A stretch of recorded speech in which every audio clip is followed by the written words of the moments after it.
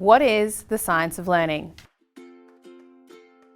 Because the human brain processes and retains information in a certain way, we should teach in a way that the brain loves. The science of learning brings together different fields, including cognitive science and educational psychology, and uses that to inform teaching practice. In this definition, learning means encoding new information into long-term memory. Let's talk about some key elements of the science of learning in a familiar example. Think about when you learned to drive. You were taught using explicit instruction. That means you were told clearly what you needed to do and shown how to do it. Brake now, turn the wheel, indicate, watch your speed. It's not up to the student to work it all out on their own.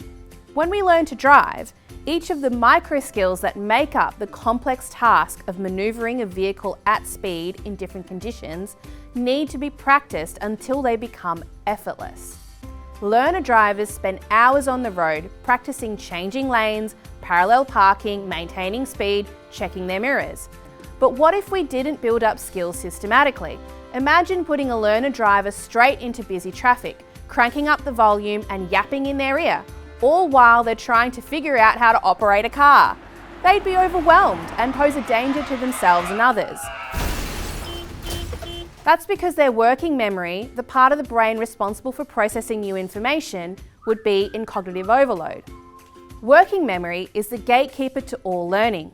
If we overwhelm it, it locks the doors. But if we feed it small chunks of information, that information is more likely to be retained in long-term memory, which is really what learning is all about. To reach competence, new drivers need to be explicitly taught by an expert, receive systematic practice, and gradual exposure to complexity. This is the same in the classroom. Now, imagine if we taught young people to drive the same way we often teach in schools. What if we asked learners to direct their own learning on a highway, letting them figure out how to drive by trial and error? Imagine forbidding them from practicing the basics and discouraging repetition, insisting that rote learning is harmful.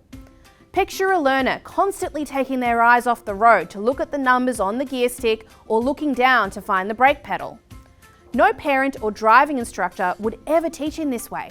So why would we teach our students this way in the classroom? Whether it's driving or learning about maths, history or science, the principles of effective learning remain the same.